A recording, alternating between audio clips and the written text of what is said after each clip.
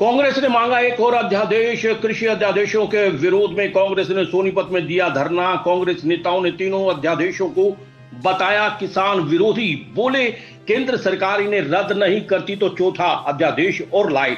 चौथे अध्यादेश में एमएसपी की गारंटी होनी चाहिए। पीपली लाठीचार्ज मामले की हाई कोर्ट में जांच करवाने की मांग भी रखी।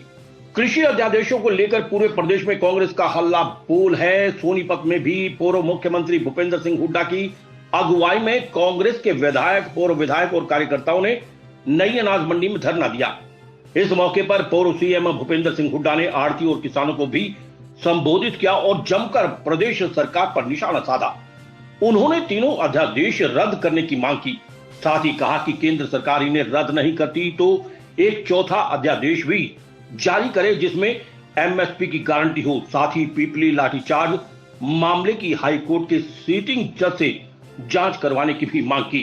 सोनीपत की नई अनाज मंडी में पूर्व मुख्यमंत्री भूपेंद्र सिंह हुड्डा के नेतृत्व में कांग्रेसियों ने धरना दिया और प्रदर्शन भी किया। साथ ही तीनों अध्यादेश को किसान विरोधी करार देते हुए भूपेंद्र सिंह हुड्डा ने कहा कि मौजूदा केंद्र और प्रदेश सरकार किसान विरोधी फैसले ले रही है। उन्होंने कहा कि तीनों अध्यादेश किसान विरोधी हैं। ये तीनों अध्यादेश किसान और आढ़तियों के विरोध में हैं। उन्होंने ये भी कहा कि केंद्र सरकार इन्हें सही मानती है तो एक और चौथा अध्यादेश जारी करे जिसमें एमएसपी न्यूनतम समर्थन मूल्य की गारंटी हो। हुड्डा ने यह भी कहा कि जब एक कमेटी के चेयरमैन से सब किसानों के लिए ऐतिहासिक फैसले लिए गए थे, इस समय किसानों के लिए ब्याज दरें 4% तय की गई थी और इससे ज्यादा कोई भी बैंक ब्याज नहीं वसूल सकता। ये व्यवस्था पूरे देश में लागू की गई थी। उन्होंने कुरुक्षेत्र मामले पर बोलते हुए कहा कि सरकार के नेता खुद मानते हैं कि लाठीचार्ज हुआ है, वीडियो भी साफ तौर पर बयां करती है, लेकिन कुछ मंत्री नहीं मानते कि लाठीचार्ज हुआ है। ऐसे में पूरे मामले की हाई कोर्ट के सिटिंग जज से जांच करवाई जाए तो दूध का दूध और पानी का पानी हो जाएगा।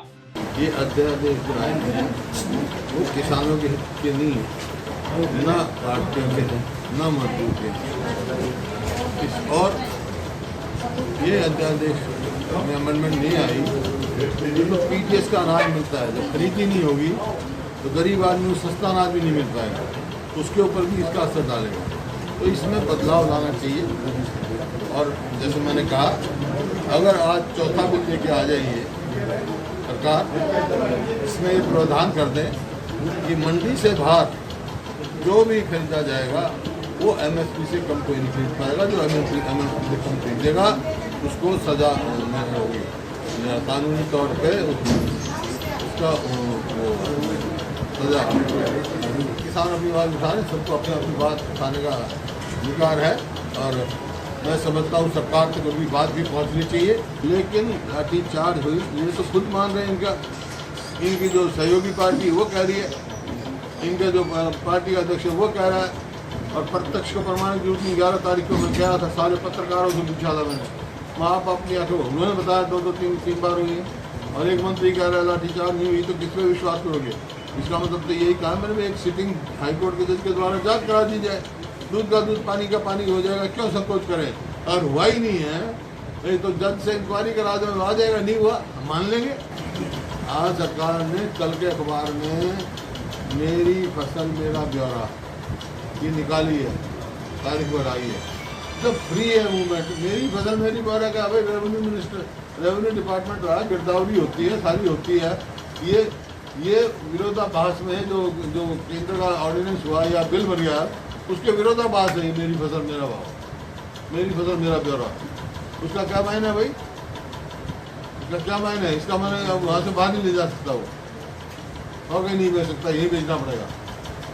हुड्डा साहब काम किसान यूनियन करेगी, हम अपना काम हम करेंगे। हमारा किसानों के साथ सदा समर्थन है। हुड्डा साहब कांग्रेस की अपनी पार्टी, कांग्रेस की अपनी नीतियाँ हैं। किसान तो कई हैं वो, जैसे किसान जो किसान की सही आवाज उठाएगा।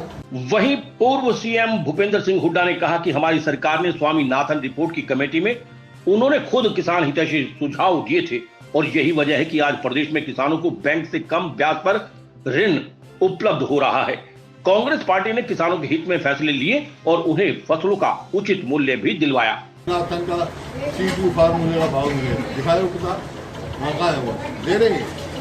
मैंने उसमें लिखा था कि 4% से ज़्यादा जो शॉर्ट टर्म लोन है पूरे देश में 4% से ज़्यादा कहीं ब्याज ना लगे, वो मैंने करवाया। आज पूरे देश में 4% से ज़्यादा ब्याज नहीं, हरियाणा में तो उसको ब्याज ही नहीं है, तो कौन सी बात कह रहे हैं।